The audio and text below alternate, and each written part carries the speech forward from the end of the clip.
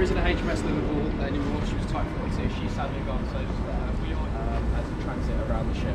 When you're going up and down ladders, please try and maintain 3 points of contact at any one time. Again, it's just to prevent you from tripping and falling over. And finally, in the unlikely event that there's an emergency on board, you may hear some alarms go off. The person who is looking after you on your stance will take you back to here and then escort you off, making sure we've got everyone. That's really unlikely, and I'm not expecting that to happen, but just in case. Mersey herself is about 20 years old now. She's 2,000 tons in gross weight, 8 meters long and about 14 meters wide. But she's fairly small actually in terms of naval ships. She's primarily used in UK territorial waters, so constabulary operations, escorting mission units through the Channel. Last year we were doing off Ice Trope, which is the Royal Navy's response to the migrant crisis in and around Dover. But more recently we've been employed in the Baltic as well, so we did a reassurance piece for the Baltic states, just showing the face of the British flag and that sort of role. So we're quite flexible, and because we're not very big, it means we can get into places like this and see people. The tour today is designed to give you a bit of a snapshot at some of the equipment we've got on board, but the sailors are the real people of Mersey, so ask them questions and I'm sure they'll be happy for you to share their experiences, and they're friendly enough bunch. The first stand you've got today, DC. Every sailor on board is trained in damage control in case we have to put out fires or shore up floods whilst we're at sea. And sailors over there will take you through that. But before you do, have you got any final questions from me at all? Perfect. It's a pleasure to meet you all. Please enjoy the tour.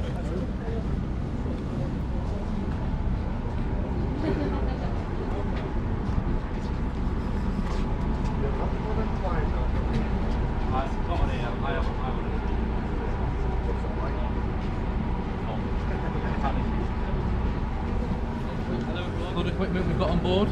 So to start off, we have a CO2 extinguisher. We use it on electrical fires. Here we have an HFF extinguisher, which we use on carbonaceous or oil-based fires. Carbonaceous fire is basically anything that's not oil or electric, so carpet, wood, anything that would burn in your house. We use that on an oil base as well, because it lays like a layer of foam over the oil, which suffocates the fire, and then the fire can't get any bigger. Once it gets really smoky and you're beaten back by the fire, you then get 2 people turn up with these, which is an EDBA, extended duration breathing apparatus. You put this on obviously to fight back the smoke, and you can continue to fight the fire. It's really important that you keep that continuous aggressive attack, and there's always eyes on the fire and you're always trying to stop the fire, because once you leave that situation you don't know what could have happened when you've not been there, because you keep going back and it could be twice the size. You turn up when you're wearing that, wearing fireproof hood, fireproof gloves. They're not completely fireproof, but they're designed to give you up to 10 minutes protection, because after 8 minutes people should turn up wearing this, which is exactly what firefighters wear. It's a little bit older, but it's the same sort of stuff, which is called PPI Gold. You turn up in this, in your trousers, your boots, with an epicet over the top and a firefighting helmet. Does anyone want to wear the jackets? I know it's quite hot.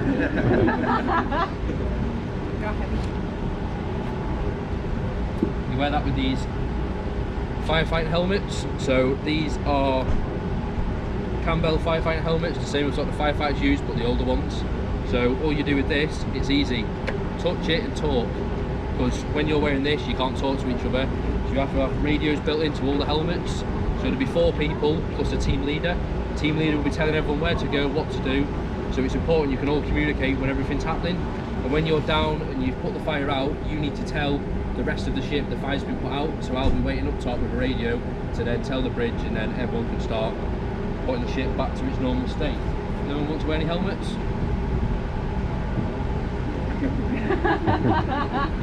So we have different types of nozzles as well. So to start off with this is called an Acron nozzle. You can use it for a few different modes, but we leave it on water wall, on and off.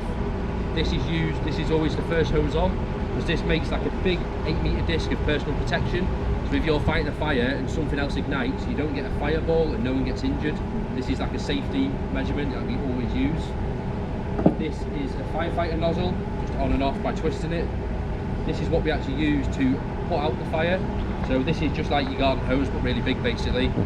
You can make a 2-metre disc when you're advancing towards the fire, or you can turn it all the way and it makes a massive jet of water, so you can fight the fire from a far distance. This is an FB5X, which is only used on oil-based fires.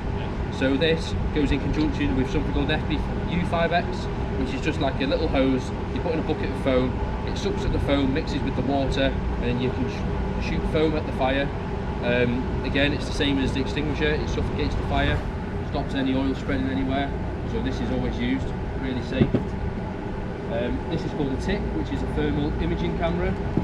So when we're fighting a fire and we think the fire's put out, you can go in and you can check the seat of the fire, which is the base of the fire, and you can see if the fire's going to reignite if it's really hot, and then you can break it up to stop it. Or say we've had a fire or an incident on board where there's lots of smoke, or the lights have gone out and we've got people missing, you do search and rescue on board, and you can use this to find people if they're trapped in compartments or they're injured, and you go and rescue them. What you'd like to do?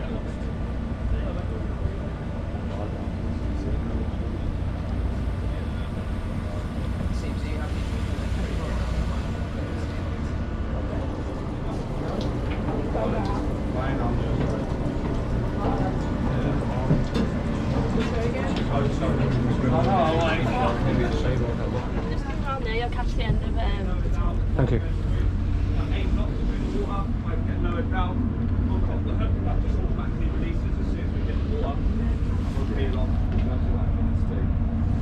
Another option we can have is we can take the seats out. We can have just 2 seats if we want. We can have no seats.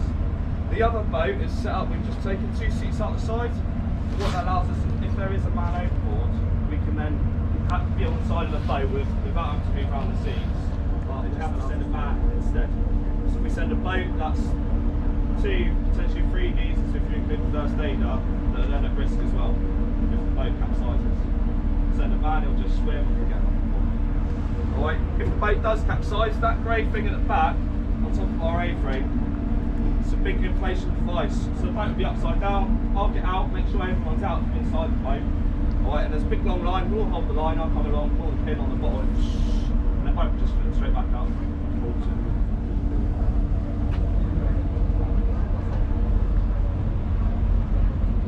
Very simple, isn't it?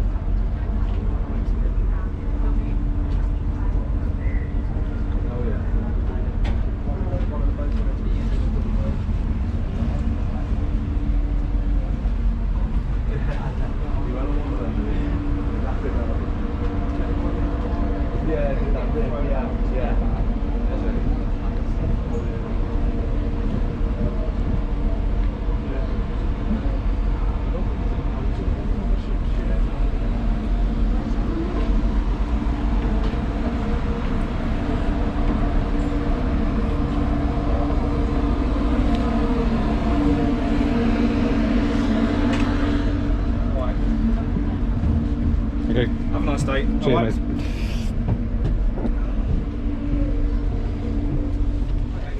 Hi, so my name's Lieutenant Peters, so I'm one of the trainee offshore watchers on board HMS Mersey. So welcome to the bridge. This is the kind of the command and control centre of Mersey, so pretty much everything is run from up here. So not only the safety of the shipping, but also the engineers will close up here. They can monitor all the temperatures, the engines, the generators, make sure everything's running how it's supposed to be. So what I'll do is I'll just work my way around the bridge, and then you guys can have a little look around and ask me any questions if you like. So on the right hand side just there is where the engineers will close up. We've got cameras that look into all the machinery spaces to make sure if there's any alarms going off, we can check there's no fire or flood dangers down there. The system with the blue screen, you can see the ship on. The engineers are able to just click, check temperatures, make sure everything's running the way it's supposed to be running.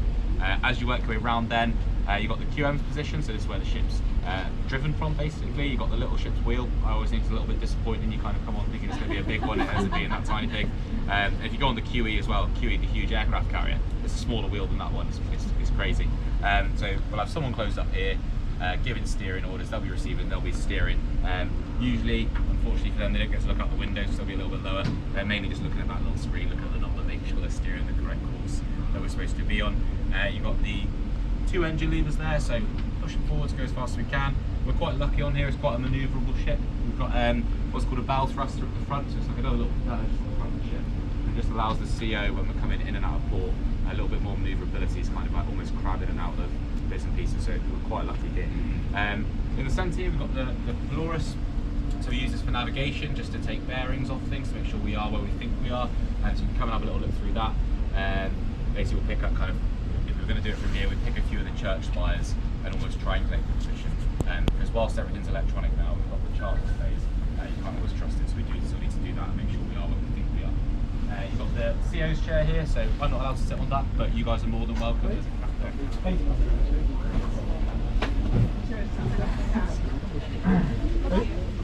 Comfy, yeah. Was it Oh, yeah. Go round, dude.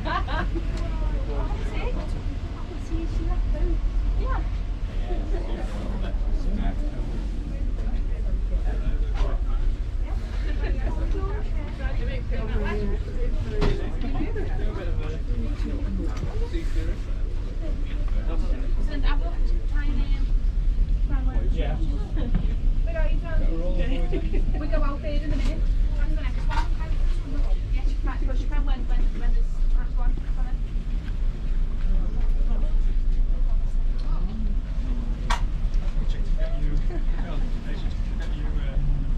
You see when you look at it, I'll double check it.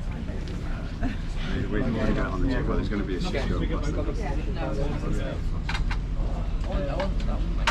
What number we got? 300?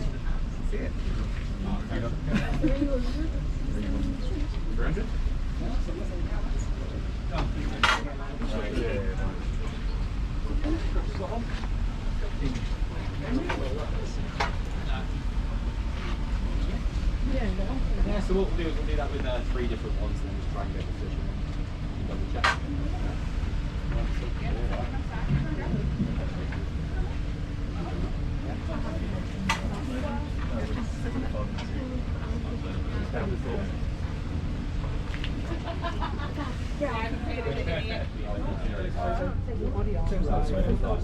Is there anyone on scale? 2 metre high tide. Jenny,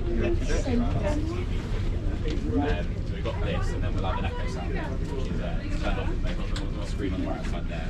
And that's giving a constant, like, that's a live update of the deck. Ah, okay. This is what So it's all we you think it got should with be, and then that's Yeah. what it. Yeah, that's what it is. I do. Yeah, and then you've got that couple of little black lines that you see up the side. We've added them on there because that's kind of, we're not supposed to go across them because it would be a bit too, probably a bit too shallow for us, and a bit too close for comfort. Too close to comfort. Yeah. Yeah, but it's good. Yeah, Cool. you can I'll zoom out and see a lot. But yeah, there's a lot on there. It's a lot of information, so it can be a bit cluttered. And yeah, the further you zoom out. So what are these? Yeah, so from work my way up, so you can see a bit clearer there. So they're kind of a different shade of blue. Represent different depth contours, so it goes from 5, 10 and 20 metres. Right. So when you've got kind of this picture here, that's all right. So when you've got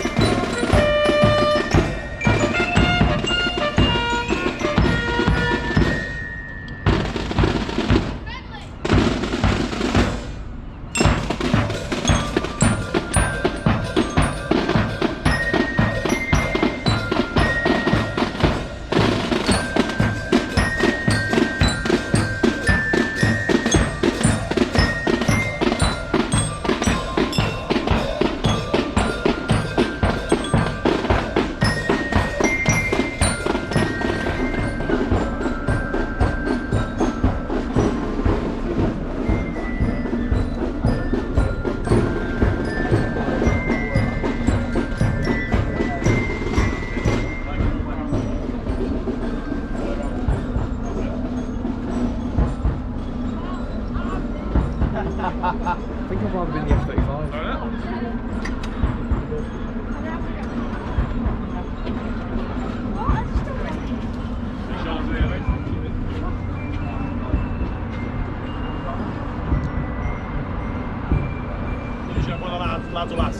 fire, and then I'll be up here as the weapon entry and officer then signing the ammunition out. So it's the annoying thing. Like I've done quite a lot with the army, and with the army, when it comes to like ammunition, it's just, they don't care. It's like hand it out, hand out. The Navy, you lose one round, and I lose my rank. One round, which is good because obviously it's counted for ammunition. It's just different rules, different regs, different operations. In terms of its fire rate, is it full on, is it gas blowback or is it gas or blowback? This one, yeah. Yeah. So, I asked either. Okay. but actually, Okay.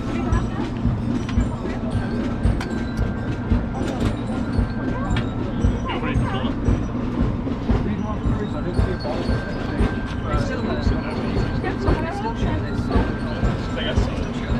Yeah, but all this can be removed, so obviously you pull a fire pin out when you reopen it and pop the whole gun comes out the other side of the tray. Say again? Have I fired it? Yeah, loads of times. Right. But once you fire it once or twice, you don't want to fire again because it's that heavy and that bulky. I'd rather someone else fire it. Is that where the eject rounds there? So yeah, out the bin, go in, and then get ejected out the other side into the bag. How much of a pain is it to clean it afterwards? After you fire it? Not as much as you think, like.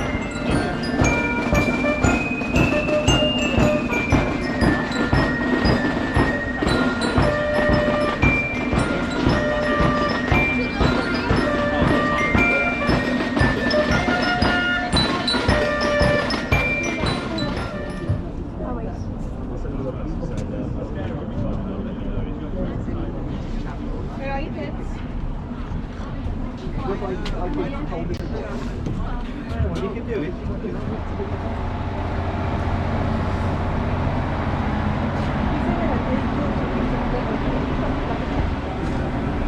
Yeah,